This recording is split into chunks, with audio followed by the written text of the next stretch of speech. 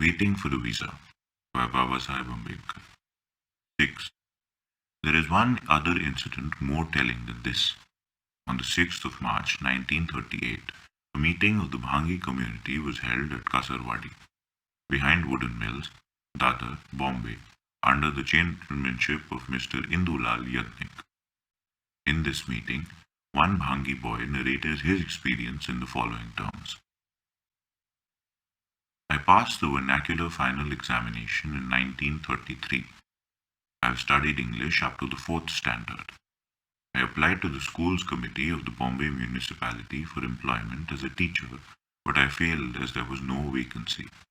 Then, I applied to the backward classes officer Ahmedabad for a job of a Talati, village Patwari, and I succeeded. On 19th February 1936, I was appointed a Talati in the office of the Mamlatdar of the Borsad Taluka in the Khera district. Although my family originally came from Gujarat, I had never been in Gujarat before. This was my first occasion to go there. Similarly, I did not know what untouchability would be observed in government offices. Besides, in my application, the facts of my being a H-word was mentioned, and so I expected that my colleagues in the office would know beforehand who I was. That being so, I was surprised to find the attitude of the clerk of the Mamlatdar's office when I presented myself to take charge of the post of the Talati. The Karkun contemptuously asked, "Who are you?" I replied, "Sir, I am a H-word." He said, "Go away, stand at a distance. How dare you stand stone near to me? You are in an office. If you were outside, I would have given you 6 kicks. What audacity to come here for service." Thereafter, he asked me to drop on the ground my certificate and the order of appointment as a Talati. He then picked them up.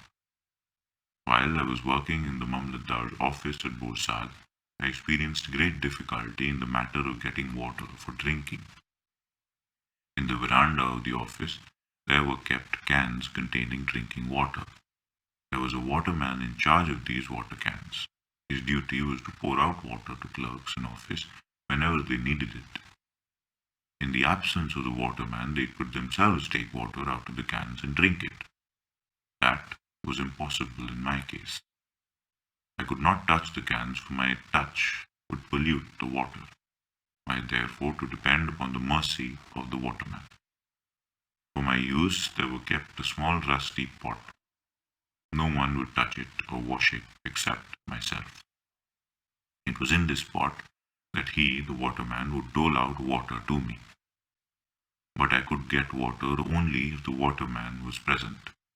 This waterman did not like the idea of supplying me with water. Seeing that I was coming for water, he would manage to slip away, with the result that I had to go without water, and the days on which I had no water to drink were by no means few. I had the same difficulties regarding my residence. I was a stranger in Borsad. No caste Hindu would rent a house to me. The untouchables of Borsad were not ready to give me lodgings for the fear of displeasing the Hindus who did not like my attempt to live as a clerk, the station above me. Far greater difficulties were with regard to food. There was no place or person from where I could get my meals. I used to buy bhajas morning and evening, eat them in some solitary place outside the village, and come and sleep at night on the pavement of the verandas of the Mamlatdar's office. In this way, I passed 4 days.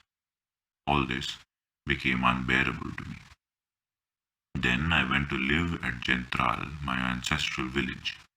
It was 6 miles from Borsad. Every day I had to walk 11 miles. This I did for a month and a half. Thereafter, the Mamlatdar sent me to a Talati to learn the work. This Talati was in charge of 3 villages, Jentral, Hapur, and Sajipur. Jentral was his headquarters. I was in Jentral with this Talati for 2 months. He taught me nothing, and I never ever once entered the village office. The headman of the village was particularly hostile. Once he said, "You fellow, your father, your brother are sweepers who sweep the village office, and you want to sit at this office as our equal? Take care. Better give up this job. One day, the Talati called me to Sajipur to prepare the population table of the village. From Jentral, I went to Sajipur. I found the headman and the Talati in the office doing some work. I went, stood near the door of the office and wished them good morning, but they took no notice of me. I stood outside for about 15 minutes. I was already tired of life and felt enraged at being thus ignored and insulted. Sat down in a chair there that was lying there. Seeing me seated on the chair, the headman and the Talati quietly went away without saying anything to me. A short while after, people began to come, and soon a large crowd gathered round me. This crowd was led by the librarian of the village library. I could not understand why an educated person would have led this mob. I subsequently learnt that the chair was his. He started abusing me in the worst terms. Addressing the Ravanya, village servant, he said, "Who allowed this dirty dog of a beaver to sit on the chair?" The Ravanya unseated me and took away the chair from me. I sat on the ground. Thereupon the crowd entered the village office and surrounded me.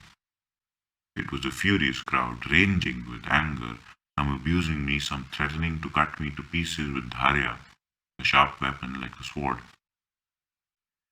I implored them to excuse me and to have mercy upon me. That did not have any effect upon the crowd. I did not know how to save myself. But an idea came to me of writing to the Mamlatdar about the fate that had befallen me and telling him how to dispose of my body in case I was killed by the crowd. Incidentally, it was my hope that if the crowd came to know that I was practically reporting them against to the Mamlatdar, they might hold their hands. I asked the Ravanya to give me a piece of paper, which he did. Then, with my fountain pen, I wrote the following on it, in big bold letters so that everybody could read it. To the Mamlatdar, Taluka Barasat. Sir, be pleased to accept the humble salutations of Parmar Kalidas Shivram. This is to humbly inform you that the hand of death is falling upon me today. It would not have been so if I had listened to the words of my parents. Be so good as to inform my parents of my death. The librarian read what I wrote and at once asked me to tear it off, which I did. They showered upon me innumerable insults. You want us to address you as our Talati? You are a B-word and you want to enter the office and sit on the chair? I implored for mercy and promised not to repeat this, and also promised to give up the job. I was kept there till 7 in the evening when the crowd left. Till then, the Talati and the Mukhya had not come. Thereafter, I took 15 days leave and returned to my parents in Bombay. The end.